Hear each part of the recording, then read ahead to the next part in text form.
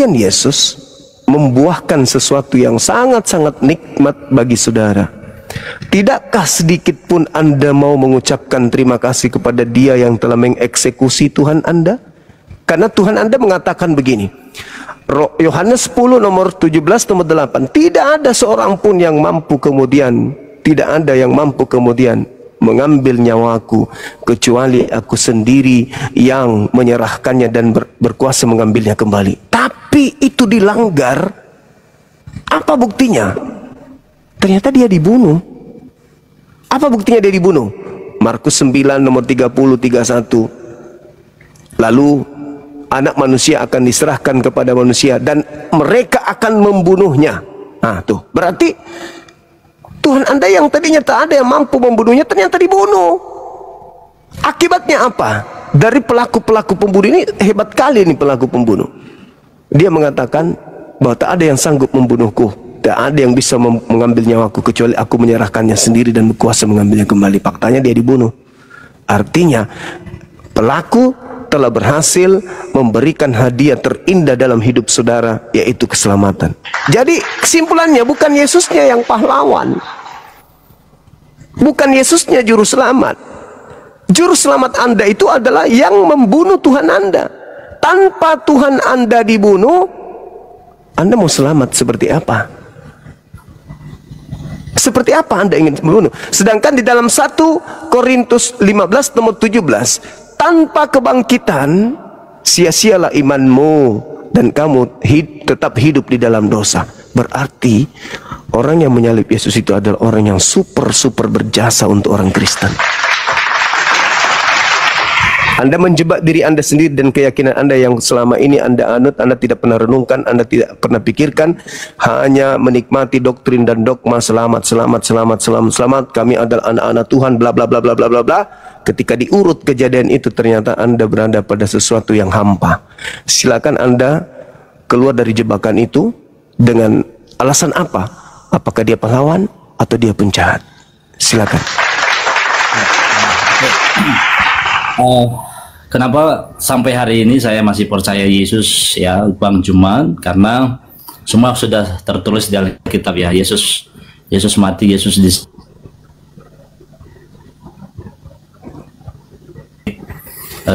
naik ke surga, itu semua sudah terjadi dan sudah tertulis, dan itu yang nulis bukan hanya satu orang, dan itu sudah ditulis oleh Matius, Markus, Yohanes, dan Lukas. Dan kita sebagai orang Kristen tinggal satu lagi ini yang kita tunggu-tunggu, yaitu kedatangan Yesus yang kedua kali. Jadi kalau secara saya pribadi, mau apapun itu yang terjadi, saya tetap percaya kepada Tuhan karena Dia udah mati untuk saya, Dia udah bangkit juga untuk saya, dan saya percaya Dia akan datang kedua kali untuk menjemput orang-orang yang percaya kepadanya dan benar-benar mengalami Tuhan. Saya alami sendiri soalnya, makanya saya tetap di dalam Yesus, Bang Juma. Itu mungkin makanya saya masuk tadi di Zoom ini aja, supaya juga beberapa orang bisa pelajari lagi siapa itu Yesus sebenarnya. Kenapa Yesus harus jadi manusia? Karena Dia harus memberikan teladan. Kenapa? Kalau kita lihat di Perjanjian Lama, Bang Juma, manusia ini jatuh terus dalam dosa. Makanya kalau kita berbicara tentang keselamatan itu nggak ada selain dalam Yesus. Kenapa? Karena Yesus hanya Dia yang dari surga turun ke bumi, dan Dia yang tahu jalan ke surga. Kalau yang jadi pertanyaan sekarang, surga itu di mana? Ini yang menjadi pertanyaan orang ya. Ada yang bilang surga di atas, neraka di mana? Di bawah. Enggak juga, banyak orang yang ke atas, banyak juga orang yang ke bawah, tak ada. Tapi hanya Yesus lah yang tahu jalan ke surga. Kenapa? Karena memang dia Tuhan dan memang Dia dari atas. Itu sih menurut iman saya, Bang Juman. Terserah lah gimana Bang Juman, menurutnya gimana? Ya. Jadi gini, kalau sudah menikmati doktrin itu, Bang, maka segala-galanya menjadi hidup indah. Ini adalah pilihan, Bang Juman ya. Iya, betul. Terserah gimana kita harus percaya kepada Tuhan. Ya, betul. Cuman gini, hidup itu pilihan. Iya, jaringan kurang bagus ya. Ya, hidup itu pilihan, itu betul. Dan kematian itu suatu kepastian. Jaringan Bang Juman kurang bagus ya. Jaringan saya ya, teman-teman, suara saya dibagi mana? Ini udah. Oke. Jadi hidup itu pilihan, memang betul. Makanya di agama kami itu la ikraha fiddin, tidak ada paksaan dalam beragama. Wa qulil haqqu min rabbikum, kebenaran itu sudah kutorehkan semua di alam semesta ini. Siapa yang mau beriman silakan, yang mau kafir silakan, yang mau kufur ingkar kepadaku silakan. Itu betul itu. Betul itu. Orang yang tidak menggunakan akal sehat, tutup panci pun bisa dituhankan. Orang tidak menggunakan akal sehat. Nah, saya melihat nih, di dalam kitab saudara, kan kami ini sebagai sasaran empuk nih. Amanat agung itu sasaran empuknya itu Islam.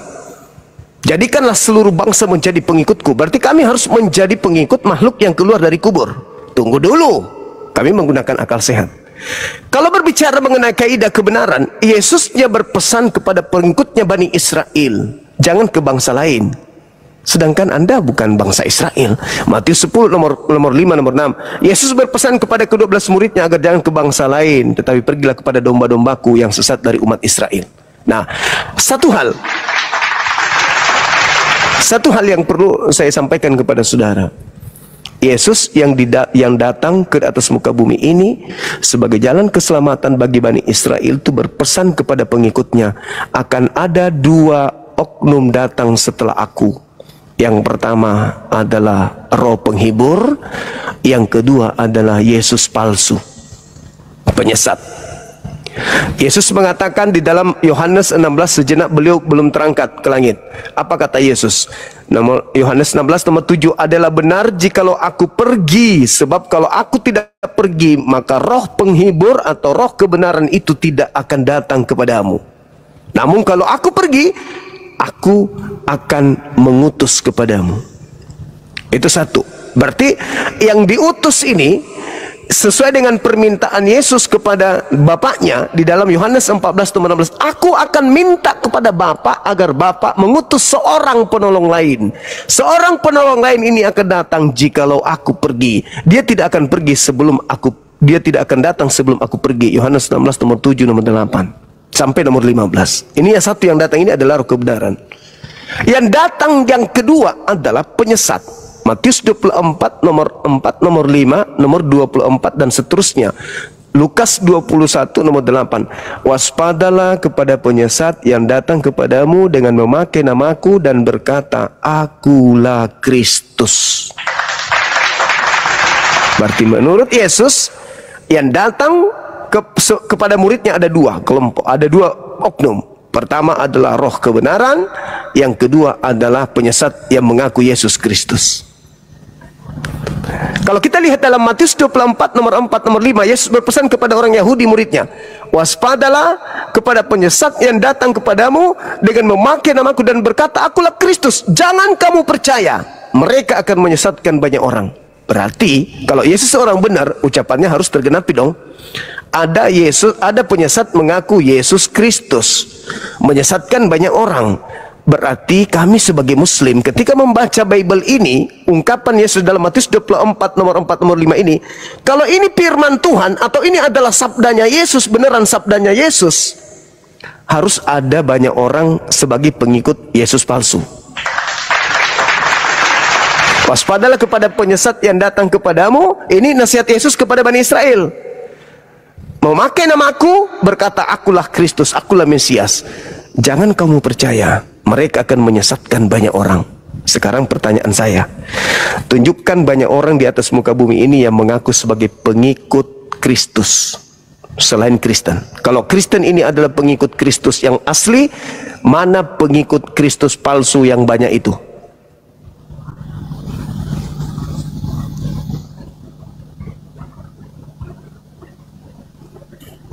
Mute-nya dibuka, Bang.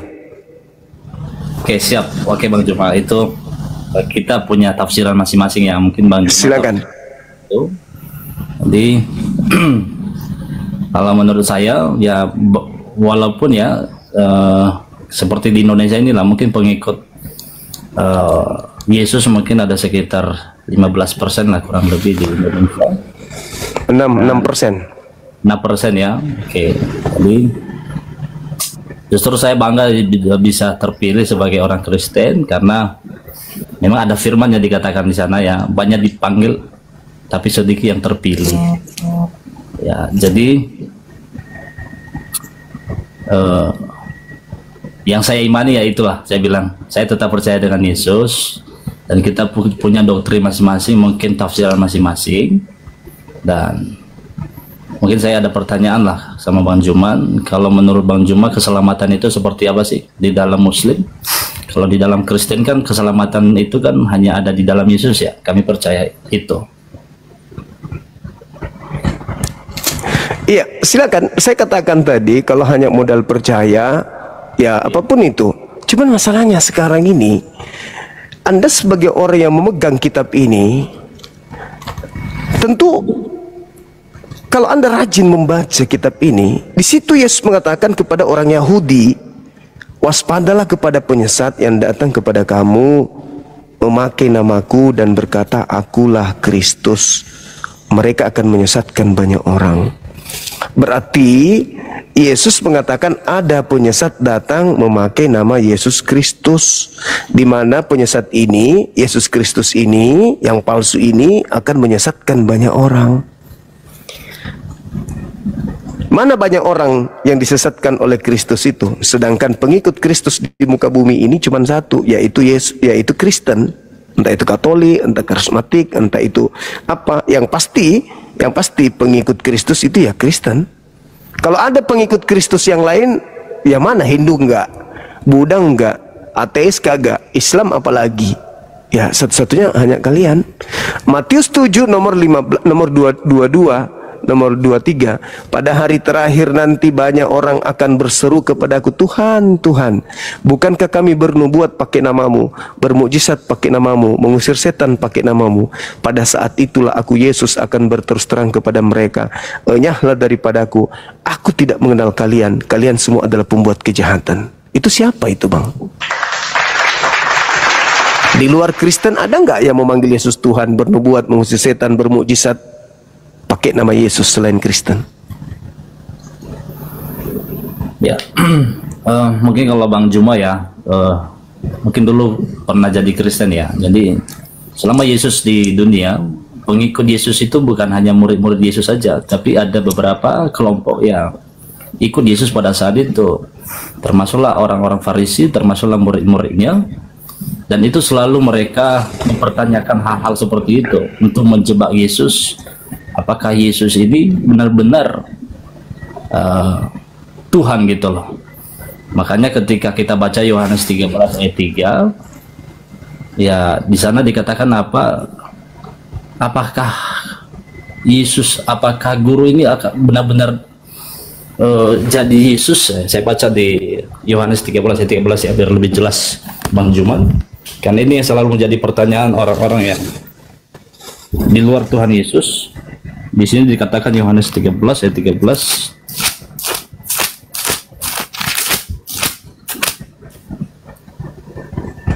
Kamu menyebut aku guru dan Tuhan, dan katamu itu tepat sebab memang akulah guru dan Tuhan. Ini adalah pernyataan ya disampaikan oleh Yesus kepada murid-muridnya. Yang saya baca beberapa komentar di bawah, katanya harus ada data ya. Jadi inilah yang membuat kami terus percaya kepada Tuhan Yesus. Oke, kalau Anda merujuk kepada bahasa Ibrani atau bahasa Aram lah ya, di situ dikatakan Rabam wa Maran. Maran itu bukan Elohim, bukan Eloah. Maran itu dalam bahasa Yunani Kurios. Kurios dalam bahasa Inggrisnya itu Lord, bukan God, bukan Theos, bukan Tuhan, tetapi Tuhan. Jadi Yesus mengaku Tuhan, junjungan, gembala, pembimbing, konselor. Dia adalah guru. Aku adalah guru, rabi. Aku adalah rabi, dan aku juga adalah junjungan, pemimpin. Betul itu katamu. Nah, sekarang Anda mengambil data Yohanes 13:13. Tapi murid-muridnya bukan hanya mengambil satu data itu. Kata Yesus dalam Yohanes 17:8, segala firman, maksudnya semua tinta merah yang ada di dalam Bible yang adalah ucapanku telah aku sampaikan kepada muridku, muridku telah menerimanya, dan mereka percaya bahwa engkaulah yang telah mengutus aku. Berarti semua firman Yesus, sabda Yesus, ketika ditamatkan kepada muridnya, muridnya mengimani Yesus ini sebagai utusan Tuhan saja, sebagai rasul, bukan sebagai Tuhan. Sedangkan Kristen mentuhankan yang rasul ini hanya gara-gara akulah Tuhan, hanya gara-gara diplesetin oleh lembaga Bible. Ada lagi nanti tuh, aku dan Bapa adalah satu, Yohanes 10 nomor 30. Padahal Yesusnya mengatakan di dalam Nata nomor 10 nomor 34, 35, 36, bukankah di dalam kitab Tauratmu dikatakan siapapun yang diserahi tugas untuk menyampaikan firman Tuhan, firman Bapa, maka dia adalah Tuhan. Dan bukan cuma Yesus yang sebagai penyampai firman, Musa juga sebagai penyampai firman. Makanya pengakuan Yesus tersebut itu dibenarkan Keluaran 7 nomor 1. Musa diutus sebagai Elohim kepada Fir'aun. Aku mengutus engkau wahai Musa menjadi Tuhan bagi Fir'aun. Makanya Yesus mengatakan siapapun yang diserahi tugas menyampaikan firman, maka dia adalah Tuhan. Makanya Musa berkata di dalam kitab saudara, ya aku adalah Elohim yang diutus oleh Tuhanmu untuk menyelamatkan kalian dari perbudakan Mesir keluar sampai kepada tanah Kanaan. Tuhan kan Nabi Musa? Bukan. Tapi kenapa dia menjadi Elohim? Karena dia sedang menyampaikan firman. Begitu juga Yesus. Yesus hanya sebagai penyampai firman. Bahkan Yesus bersaksi dalam Yohanes 5 nomor 36. Ada kesaksianku yang lebih penting dari kesaksian Yohanes Pembaptis, kata Yesus, bahwa yakni segala mukjizat yang aku lakukan, mukjizat itu yang aku lakukan sekarang, dan mukjizat itulah yang bersaksi bahwa Bapa-lah yang telah mengutus aku. Berarti segala mukjizat yang Yesus lakukan di tengah-tengah muridnya, mukjizat itu mempersaksikan Yesus ini rasul utusan Tuhan loh.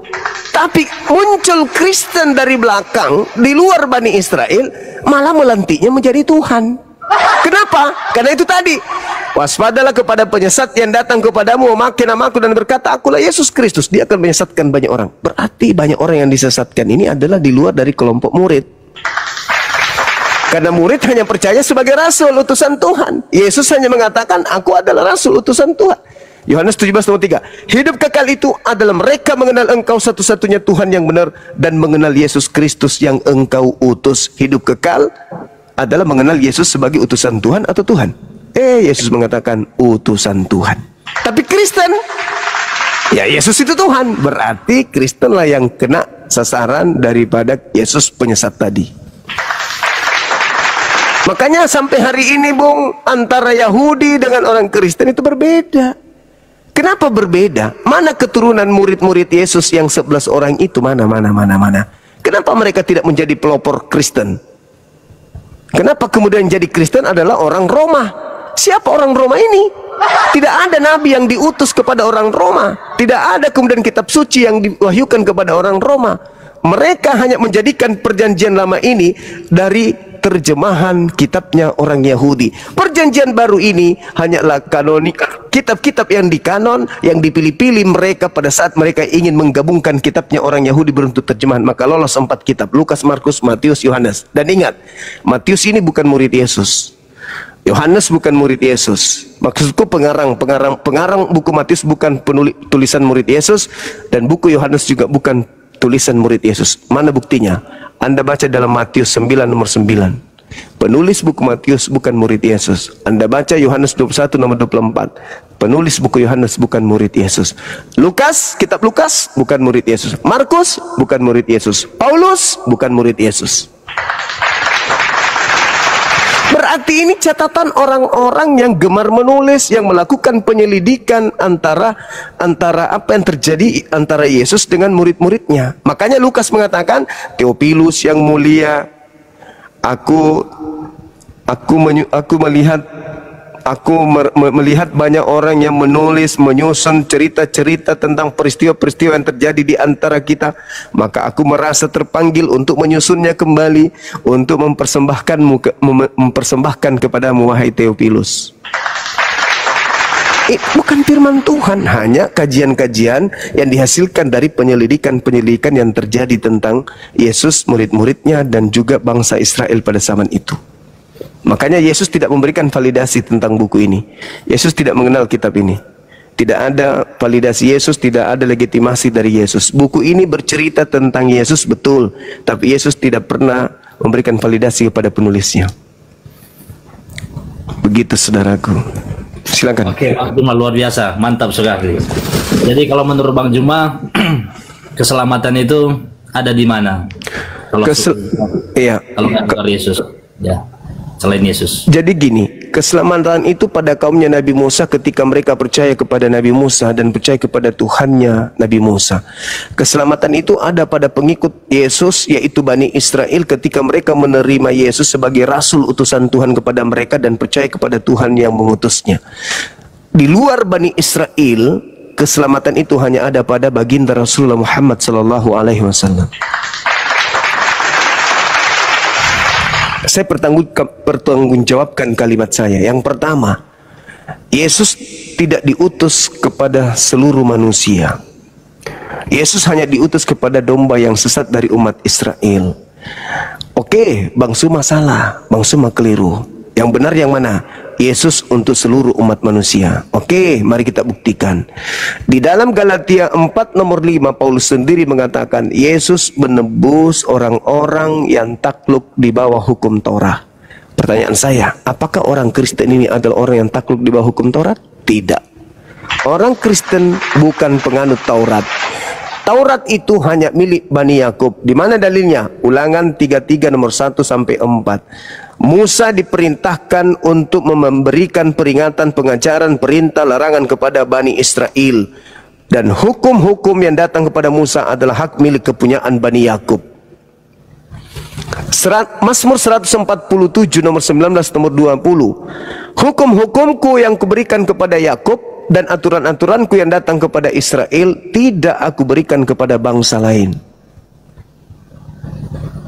Lalu Yesus mati di atas tiang salib menebus kita dari kutuk hukum Taurat. Itu nyambungnya di mana? Bukankah hukum Taurat hanya untuk milik orang Yahudi? Jadi kalaupun Yesus mati untuk menebus dosa dari kutuk hukum Taurat, berarti Yesus mati untuk Bani Israel. Dan Paulus memang mengatakan itu. Galatia 4 nomor 5, Yesus menebus orang yang hidup, orang yang takluk di bawah hukum Taurat. Kristen tidak hidup di bawah hukum Taurat. Itu.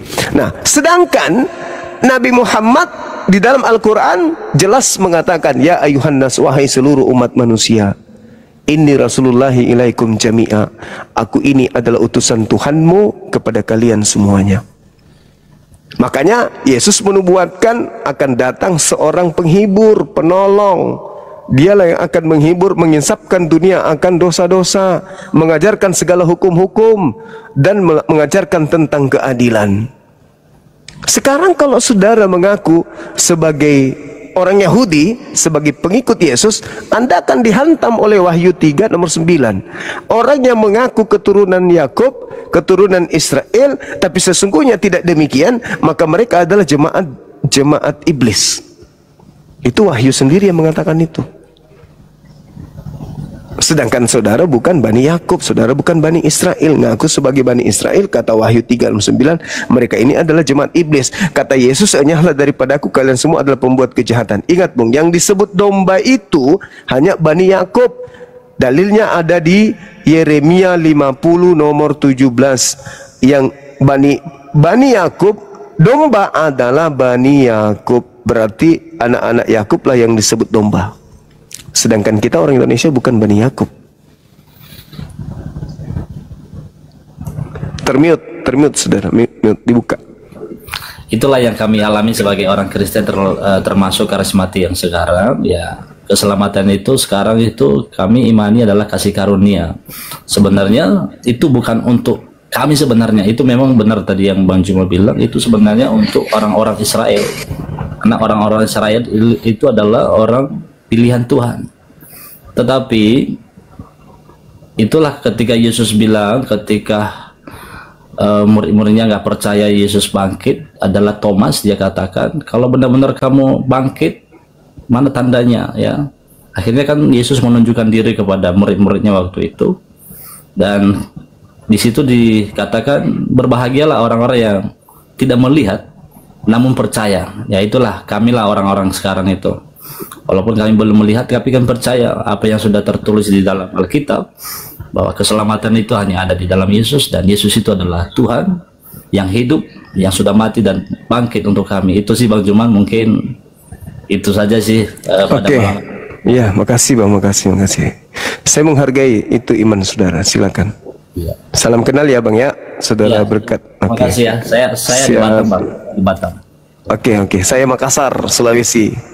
Oh siap, Mama Toraja, mama saya Toraja, Sulawesi. Oh iya, orang kita berarti ya. Oke. Baik saudara Berkat. Makasih Bang Juman sudah dikasih Iya. live-nya. Oke saudara, thank you. Sehat selalu. Amin. Oke, saudara John Balas, silakan buka kamera. Halo. Ya, buka kameranya Bang. Ya Bang. Dari mana? Katolik, Protestan? Dari apa? Protestan. Iya Bang. Mungkin Abang sudah melihat tema ini. Sudah setelah beberapa orang yang berdiskusi dengan kami.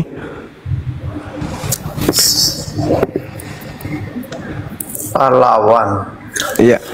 Eksekutor salib itu pahlawan atau penjahat menurut saudara? Oh, kalau begitu saya tidak bisa bilang begitu Bang. Saya tidak bisa, karena saya bukan Tuhan. Yang beranalisis begitu sesat kalau menurut saya pemikirannya itu. Sama dengan Abang, orang yang musuh sama Abang, contohnya ya. Ada yang namanya manusia, ada yang suka dan tidak suka. Pasti orang yang tidak suka sama Abang dibunuh, pasti dibilang pahlawan orang yang membunuh Abang. Kan sama dengan begitu. Sedangkan nyawanya Abang kan ada di tangan Tuhan. Abang mati, mau dilindas mobil, mau dicekek orang, mau dibunuh orang, mau disentet orang, itu udah takdir. Jadinya kan sama dengan penyesatan namanya itu Bang. Saya udah berani bilang dia pahlawan. Itu kan rahasia Tuhan itu. Bukan begitu saudara. Ketika ada orang-orang bersekongkol kemudian sepakat untuk melakukan pembunuhan terhadap Tuhan Anda, maka mereka melakukan suatu pekerjaan nih. Sabar dulu.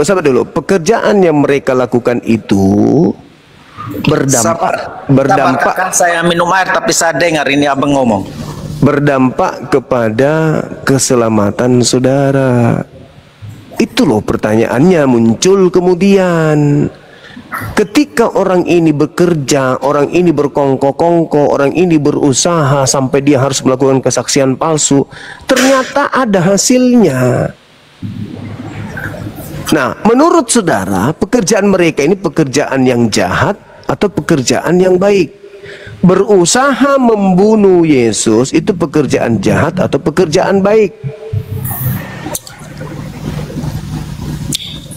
Itu pertanyaannya. Iya. Usaha mereka membunuh Yesus itu usaha yang baik atau usaha yang jahat? Saya juga tidak berani menegaskan itu baik atau jahat, karena Tuhannya saya yang saya sembah sudah merelakan, tidak ada komitmen, tidak ada tidak membantah dia sudah ikhlas untuk mati demi dosa saya dan saudara Bang Suma. Oke, bisa nggak dia mati kemudian? Bisa nggak dia mati tanpa ada yang mengeksekusi? Termute Bang. Bisa nggak Tuhan Anda mati tanpa ada yang mengeksekusi? Saya pun tidak bisa menjawab itu karena semuanya rahasia Tuhan. Kalau sesat saya jawab itu. Ini pertanyaan membuat sesat pemikiran orang. Saya bisa baca Bang Suma mau menyesatkan orang-orang. Saya bisa baca langsung.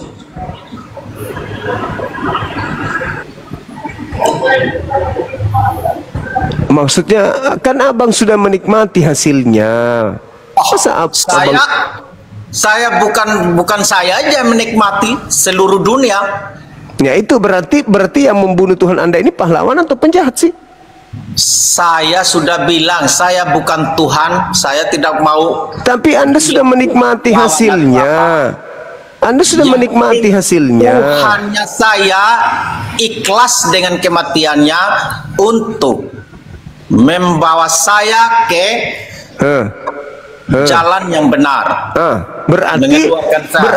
Berarti pelaku pembunuhan itu berjasa dong buat Anda. Penyesatan pemikiran yang abang maksud berjasa, kalau saya enggak. Lah, Anda nikmati hasilnya kok nggak berjasa, piye toh?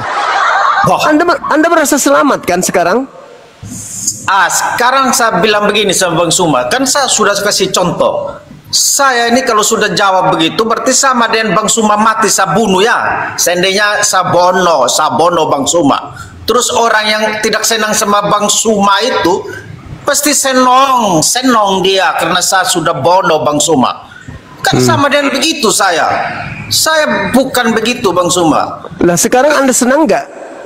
Anda senang tidak Yesus dibunuh? Memang jalannya begitu. Anda senang tidak? Anda kan tadi berbicara mengenai senang. Pertanyaan saya, Anda senang tidak Yesus dibunuh? Saya juga tidak bisa mengatakan senang. Kenapa Anda kasih analogi kayak begitu? Memang Anda senang. Sekarang Anda merasa unggul, merasa senang, merasa di atas awan karena Anda sudah dijanjikan keselamatan.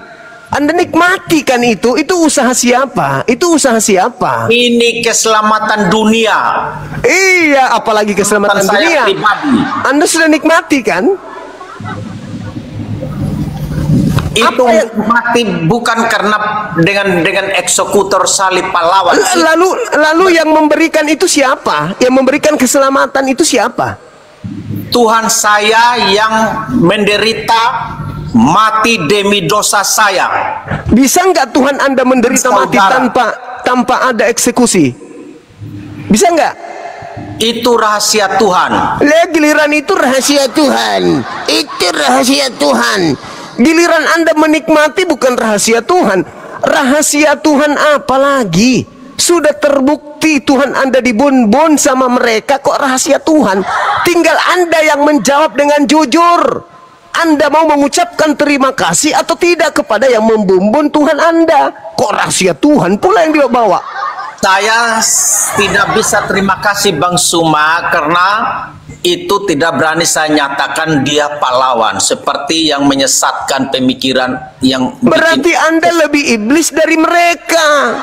Nah, kalau menurut saya Bang Suma Anda lebih iblis berarti karena Anda menikmati hasil hasil jeripah ya iblis, tapi Anda tidak mau berterima kasih. Anda tidak mau berterima kasih kenapa? Karena Anda tahu bahwa ini salib adalah hadiah dari setan. Makanya Anda tidak mau berterima kasih. Ya dong. No. Bukan begitu. Kalau hadiah dari Tuhan, dengar. Kalau hadiah dari Tuhan, pasti Anda berterima kasih. Tuhan, terima kasih Tuhan. Tapi karena ini dari iblis, Anda malu untuk berterima kasih. Kalau saya jawabnya begitu, pasti Bang Suma berharapnya seperti begitu. Berarti iblis senang dong. Tidak. Anda boleh mengatakan saya tidak mau berterima kasih. Karena sesat pemikiran seperti begitu. Tidak bisa. Anda sudah menikmati hasilnya. Anda sudah menikmati hasil daripada pekerjaan orang jahat. Iblis yang merasuki mereka. Anda sudah nikmati hasilnya. Maka mau tidak mau, Anda berterima kasih ataupun tidak berterima kasih, Anda adalah orang yang menikmati hasil jerapah setan. Apa yang dilakukan oleh iblis, apa yang dilakukan oleh penjahat, hasilnya Anda sudah nikmati. Anda mau mengatakan apa lagi? Anda menikmati hasilnya.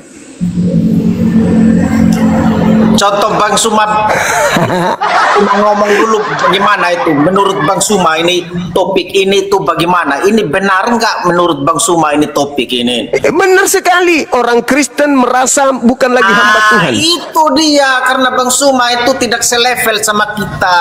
Kalau selevel yang menikmati penyaliban itu. Bang Suma kita udah lewatin. Bang Suma yang menikmati, yang menikmati. Seperti Bang Suma masih ketinggalan zaman hidupnya. Yang menikmati hasil kerja iblis itu siapa? Ente yang menikmati hasil kerja iblis. Makanya Anda segan, makanya Anda sungkan untuk berterima kasih, karena Anda tahu yang menyalibkan Yesus itu adalah si iblis sisis. Makanya Anda tidak mau berterima kasih. Tapi meskipun Anda tidak berterima kasih, kami orang Islam tahu kalian itu lagi dienakkan dari Tuan pahlawan yang sudah menghadiahkan kalian korban di atas salib.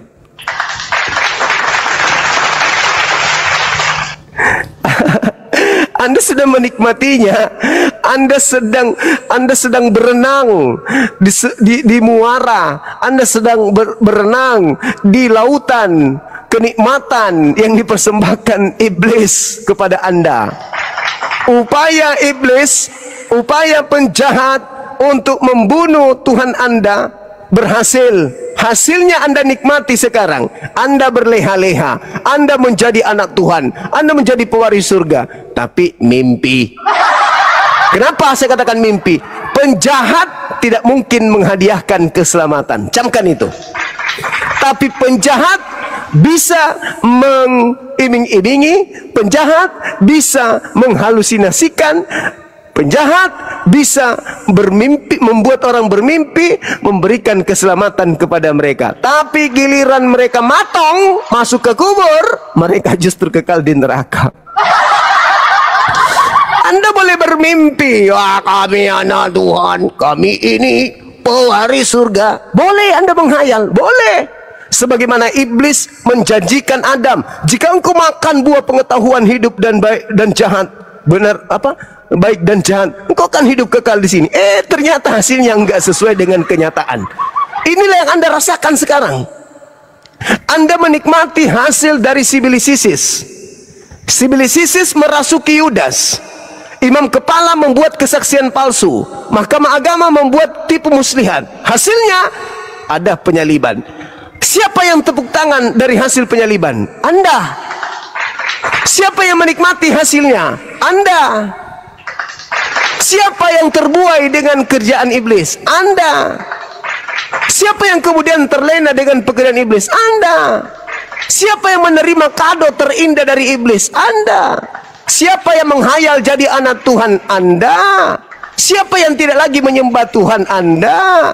Siapalah yang tidak tunduk kepada perintah Tuhan? Anda. Siapa yang bermimpi menjadi pewaris surga? Anda. Tapi mimpi. Kenapa? Tidak mungkin iblis menghadiahkan keselamatan. Tidak mungkin iblis menginginkan keselamatan. Tidak mungkin, itu mustahil. Tapi kalau iblis membuat Anda menghayal, bermimpi, berangan-angan, yes, saya katakan iya. Hilang dia, pergi ambil tombak. Oh enggak, muncul lagi dia. Mulai dia emosi, teman-teman. Mulai. Ayo. Apa yang Anda terima? Apa yang Anda terima dari pekerjaan iblis merasuki Yudas? Apa yang Anda terima? Tidak kakak, begini dulu kakak. Kakak Suma yang terhormat, begini aja. Kita jangan dulu ini adu ini apa ini salib pahlawan ini. Begini aja. Saat telepon ini siapa suruh PK sama Bung Suma besok janjian jam 8 bagaimana? Dengan ini Joseph Albert. Oh, silakan aja suruh datang ke sini. Tidak, besok saya mau tahu sampai di mana ilmunya kau itu. karena saya ini Bang Suma tidak ada data, tidak ada dalil ini. Besok ketemu dengan dia. Gimana? Yang paling hebat di Indonesia suruh hadapi saya. Jangan, jangan Albert ini siapa ini? Joseph Albert ini. Yang paling sakti, yang paling bisa melilit lidahnya sampai melilit lidah ke tiang listrik. Itu yang kau suruh hadapi saya. Memang Tidak sulit. siapa lagi? Sulit bang, sulit. Katanya kemarin kan katanya Bang Suma suruh ini Jeki Sembaring, katanya dengar namanya Jeki jalar, kedengar namanya Bang Suma Jeki lari. Saya DM ini Jeki Sembaring, katanya dia diblokir sama Bang Suma. Diblokir sama Bang Suma sendiri. Mana? Jadi begini saudara, begini aja. Nah, biar kita nonton yang lebih seru begitu Bang Suma. Iya, begini aja. Suruh mereka datang ke sini. Kita akan hadapi mereka. Kita hadapi. Nya udah diblokir sama Bang Suma ini Jeki Sembaring itu, Jeki Sembaring. Terbalik. Dia yang blokir saya dari dulu. Si Jaki Sembarang, dia blokir saya, takut sama aku tuh. Gak Kenapa berani dia DM itu dia bilang ini Bang Suma yang blokir dia? Dia itu sama dengan Kalau Joseph Albert bagaimana kakak? Kalau suruh Joseph ke sini, suruh naik ke sini. biar semua orang nonton. Kalau sama saya kurang seru, kita kan tidak terlalu mengerti. Kalau sama yang mengerti baru. Suruh ke sini. Kan saya setiap malam live. Suruh ke sini aja. Mereka juga live setiap malam kakak. Tadi suruh sama ini Yusuf ke PI sini. Tadi sama Yusuf PI PK tadi. Iya, suruh ke sini, suruh ke sini. Habis nonton mereka baru saya masuk ke roomnya kakak tadi. Iya. Saya sudah ini apa? Tidak dibalas kakak? Tidak Jadi dibalas, gini, saya sudah jadi ini. gini, sampaikan kepada dia, kakak, Bang Suma bilang penyalib Yesus itu adalah pahlawan kita. Itu gimana itu kakak? Bisa kakak Itu terangkan? dah maksudnya itu dah maksudnya kita di situ. Datanglah Tapi ke lewat PK Kumalia. kakak, lewat PK biar ada waktunya begitu. Iya, udah sampaikanlah ke dia. gitu. Iya, maksudnya Sampaikan. saya sama anak-anak jangan dibawa serius. Kita sesama Indonesia kita hanya mencerdaskan. Benar katanya Bang Suma, jangan dibawa serius, kita mencerdaskan, kita mengerti apa yang Bang Suma yang saya belum tahu dari Bang Suma saya mengerti. Jadi Begitu. yang menyalib Yesus itu pahlawan bagi Anda. Tapi saya tidak berani itu Bang Suma karena itu rahasia Tuhan. Makanya saya bilang saya kasih contoh sama Bang Suma. Seandainya saya ini orang yang tidak senang sama Bang Suma terus dibunuh, kan saya tidak mungkin bilang dia pahlawan. Karena rahasia kematiannya Bang Suma kan Tuhan yang tahu. Itu yang saya tidak mau. Iya, oke.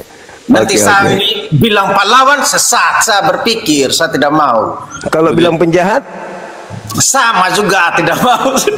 Makanya kakak saya atur waktu besok Bang Rahman. kakak. Iya, Saya silakan. DM ini Pak kakak Albert ini Iya. kakak Yos Albert kakak ya. Mm. Tapi kakak juga DM dia biar ini pas. Biar Terlalu ada terhot. gunanya lo kakak, daripada yang begini-begini tidak ada gunanya kakak ngomong panjang lebar tidak masuk di pikirannya mereka. Tapi Anda sudah merasakan nikmatnya hasil penyaliban itu. Anda sudah harus mengambil sikap bahwa penyalib Yesus itu pahlawan. Tidak kakak, yang saya ini apa itu saya itu hanya berterima kasih sama Tuhan karena sudah bukan hanya saya aja menyelamatkan dunia ini dari Berarti penyalibnya betul-betul pahlawan karena dunia diselamatkan Iya. sama kerjaan dia. Tapi saya tidak berani seperti yang kakak bilang, mau bilang dia pahlawan tidak berani ngomong saya. Lah buktinya Anda nikmati hasilnya gimana sih? Iya, tapi biar aja saya nikmati, bukan saya aja, seluruh bangsa nikmati kok. Ya, berarti dia pahlawan besar. Iya, tapi saya tidak berani ngomong seperti kakak ngomong itu. Biar nanti saya takut sama Tuhan, kakak. Kita ini tidak tahu Tuhan punya ini pegang kayak angin, kayak debu kita di mata Tuhan, kakak. Jadinya saya tidak berani begitu. Tapi bagi mereka orang-orang yang telah menyalibkan Tuhan Anda itu, ya Tuhan itu bukan bagi kita sebagai debu, dia bisa bunuh Tuhan. Bayangkan aja itu saking Iya, kuatnya tapi menurut yang saya tahu kakak ya, ini manusia yang jadi Tuhan dia kakak. Ah, itu dia. Jadi Tuhan, manusia jadi Ya, Tuhan. bukan Tuhan yang Tuhan yang jadi manusia kakak, bukan manusia yang jadi Tuhan begitu.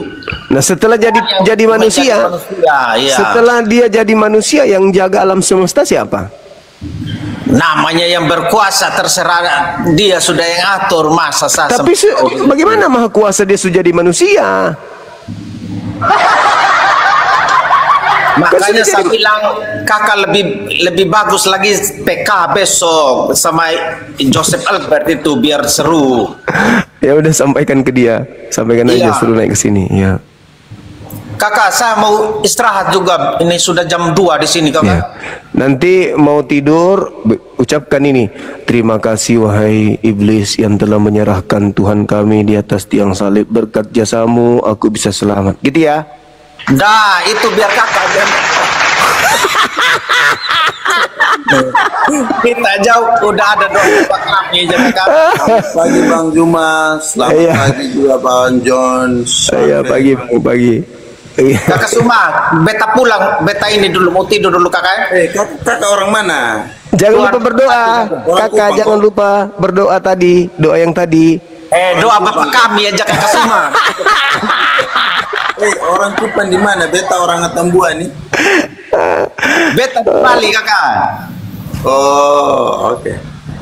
Beta ini Iya, cuma iya. teman sama Bang Suma, jadi bercanda-bercanda. Karena saya baru ikutin ini, beta son mengerti nih.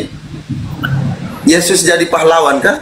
Iya, tapi itu kan hanya Bang Suma yang tahu maksudnya itu. Kalau kakak mau ikut juga seperti begitu ya terserah. Kenapa jadi pastor kan? Jangan lupa berdoa sebentar ya. Kakak habis mau tidur berdoa. Doa bapak kami sudah yang paling paten kakak. Oke abang, Bang Suma. Oke. Tanya cabut dulu ya. Beta jadi Besok bingung masuk nih, pagi. Kakak John ini, Karmana nih. Dia dari Saksi Yehova. Siapa? Kakak John. Oh tidak, dari karismatik beta kakak. Oh, temannya Luga Tambunan berarti abang. Beta orang Katolik ini. Iya, tapi pengaruh beta ini mau istirahat, makanya beta bilang sama kakak Zuma. Jangan lupa lebih berdoa. Ini tuh PK besok sama kakak Joseph Albert. Kakak Yosef Albert. Oh, yang tadi malam PK dengan USUPI. Ya, itu baru kita mengerti edukasi yang mengerti. Ini kan level dua-duanya. Bang Suma ini. Dua-duanya hebat. Levelnya yang Bukan salah kelas-kelas satu saja. begitu dia. Akui dua-duanya hebat. Iya, asli dua-duanya. Tapi saudara kakak John ini jangan lupa berdoa sebentar. Iya, berdoa menurut saya kakak. Kalau berdoa menurut kakak, makanya saya bilang sama kakak bertobat, kakak. Saya bilang itu kalau mati itu tidak ada pertobatan lagi di akhirat kakak. Begitu. Ya. Oke kakak genteng, kakak Sumai besok saya DM kakak Yosef. Iya. Malam itu dua-duanya hebat, bukan salah satu. Iya itu nah kita tunggu besok kakak. Kita ini bagi langsung itu apa besok itu. Ini sekarang saya DM nanti. 32.000 toh tadi malam yang nonton. Iya seru. Ini kalau sama Bang Suma lebih. Saya yakin itu. 50.000. Saya yakin lebih. Oke kakak Julio sama kakak Suma kita. Iya. Oke Bang Juma.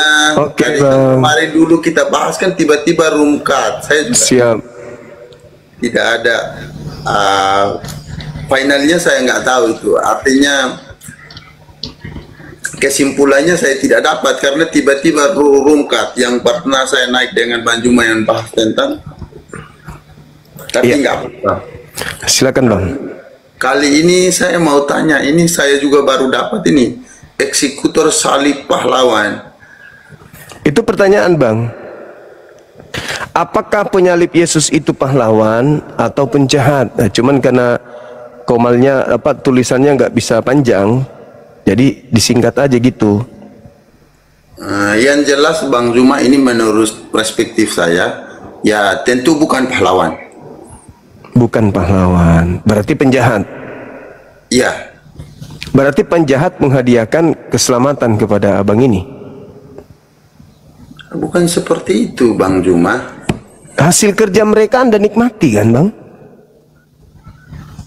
Hasil kerjanya saya nikmati enggak.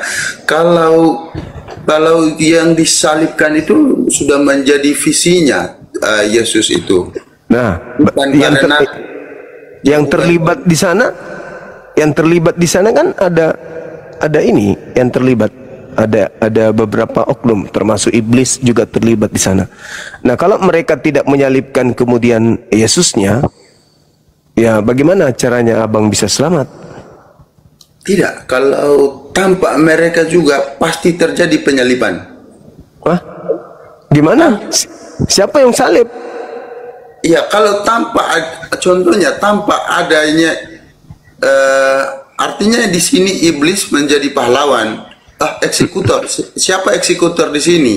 Ya, semua yang berkongkol untuk menyalibkan Yesus termasuk yang merasuki Yudas. Ya, itu mungkin menurut perspektifnya Bang Juma. Tetapi dalam Alkitab tidak tertulis bahwa eksekutor menjadi pahlawan daripada penyaliban Yesus itu sendiri, Bang Juma. Memang tidak ditulis. Saya bertanya ke abang sebagai seorang yang menikmati hasil dari pekerjaan mereka. Iya, karena tidak tertulis, maka saya bilang tidak. Mereka bukanlah pahlawan. Selesai kan, Bang Juma? Tapi Anda menikmati hasil kerjanya? Bukan.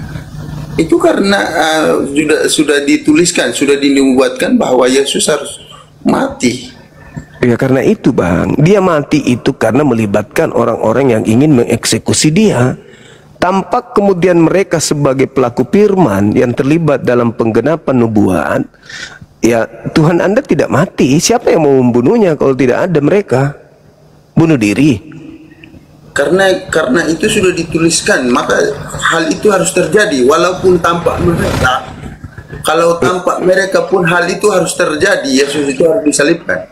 Yang menyalibkan siapa kalau tanpa mereka bang? Ya, Yang menyalibkan kalau tanpa mereka siapa? karena memang Yesus datang untuk penebusan dosa itu sendiri. Nah, apalagi sudah ditentukan dia datang untuk penebus dosa. Hal itu bisa terjadi kalau ada yang mengeksekusi, ada yang melakukan penyaliban. Ya, penyaliban yang mengeksekusi itu artinya yang terlibat itu bukan menjadi pahlawan.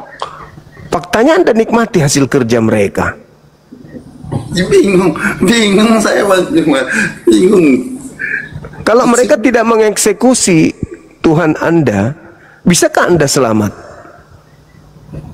Oh, tentu bisa, karena itu sudah tertulis. Entah dengan cara apa, itu adalah kuasa Tuhan. Katanya tadi sudah ditentukan harus Ya, mati di tapi caranya itu bukan artinya melewat dengan kesetum listrik misalnya, atau keselip biji nangka. iblis. Ya, contohnya iblis membisikkan hal itu kepada Yudas. Nah, berarti berjasa kan? Bukan berarti iblis berjasa atau jadi pahlawan. Ya karena pekerjaan mereka ini tidak tertulis. Pekerjaan mereka ini, Bang Juma, kerjaan iblis itu memang untuk membawa orang-orang benar itu untuk bisa ikut di dalam pengaruh mereka. Jadi di sini bukanlah iblis itu jadi pahlawan, bukan. nah kalau tanpa mereka bisa nggak kemudian Yesus disalib? Yang tentu bisa dengan caranya yang Tuhan itu sendiri. Bunuh diri gitu, menggantung dirinya sendiri. Nah, itu saya nggak bisa jawab karena itu tidak tertulis di dalam Alkitab, Bang Juma. Nah, berarti Anda tidak bisa juga mengatakan tentu ada cara lain karena tidak tertulis. Yang tertulis itu adalah mereka kemudian berkongkok-kongkok untuk membunuh Yesus. Sudah selesai. Maka sekarang bolanya di Anda. Maukah Anda mengucapkan terima kasih kepada mereka-mereka yang telah berjasa, atau Anda menjadi orang yang tidak tahu diri, tidak tahu berterima kasih? Oh, bukan, Bang Juma. Kalau menurut saya yang harus saya berterima kasih kepada Yesus yang telah mau menebus dosa saya, bukan kepada yang lain-lain. Yesus tidak bisa menebus tanpa ada yang membunbunnya. Ya. Nah, berarti saya tarik kata-katanya tidak. Nah, berarti kalau tidak, bagaimana ceritanya dosa Anda ditebus kalau dia tidak dibunbun? Karena itu cara Tuhan untuk menebusnya. Nah, apalagi Tuhan ternyata sudah menetapkan itu, berarti mereka ini adalah orang-orang yang ditentukan Tuhan untuk kemudian menjadi pelaku penyaliban. Nah, hasilnya Anda selamat, berarti mereka pahlawan yang sudah ditentukan oleh Tuhan.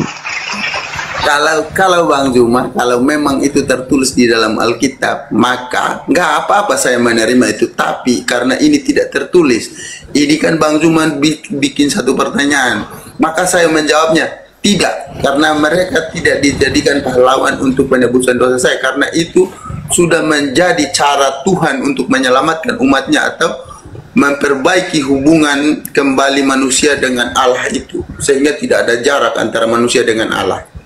Dengan kata lain, tidak tertulis kalau mereka para eksekutor ini pahlawan, tetapi suka tidak suka, ikhlas ataupun tidak, terbukti mereka pahlawan untuk orang-orang Kristen. Karena berkat pekerjaan mereka, saudara-saudara Kristen mendapatkan keselamatan. Dengan mereka membunuh bukan Yesus. Berarti Bang Juma minta maaf, Adinda buat Anda. Bukan berarti keselamatan itu datang daripada iblis, tetapi keselamatan itu datang daripada rencana Tuhan itu sendiri. Nah, rencana Tuhan itu melibatkan iblis nggak? Kalau iblis itu salah satu oknum yang berdiri sendiri ya. Dalam penyaliban itu iblis punya peranan nggak? Kerjaannya Bang Juma, kerjaannya iblis itu untuk menyesatkan manusia dan membawa sebanyak-banyaknya manusia untuk ikut ke dalam neraka. Betul sekali, pintar. Nah, sekarang apa fungsinya iblis masuk ke situ kalau tidak ada tujuan menyesatkan? Apa fungsinya dia harus membunuh Yesus, harus merasuki Yudas kalau tidak ada tujuannya untuk menyesatkan? Karena iblis itu senantiasa selalu menyesatkan. Apa tujuannya? Yes, iblis di situ itu dia menyesatkan, artinya Yesus ini kan datang untuk menyelamatkan ini umat manusia. Ya. Kalau dia datang untuk menyelamatkan, berarti termasuk iblis datang untuk menyelamatkan. Bingung kan? Iblis menyelamatkan. Iya, bagaimana Yesus bisa menyelamatkan? Kalau penyaliban, kalau pembunuhan atau pengorbanan di salib itu adalah sebuah jalan keselamatan, maka iblis berjasa. Kalau ada pun tertulis di bahwa iblis berjasa, bolehlah. Ini tidak tertulis, makanya saya bilang tanpa iblis, tanpa siapapun, Yesus tetap penebus. Yesus akan tetap mati. Siapa yang bunuhnya? Karena siapa yang membunuhnya, Bang? Karena menurut hukum adat, hukum Yahudi, tidak boleh orang yang menyamakan dirinya dengan Allah. Maka berbagai cara apapun Yesus akan mati. Nah, berarti ada yang melakukan pembunuhan terhadap dia. Iya. Nah, apa tujuannya? Supaya saudara-saudara selamat kan?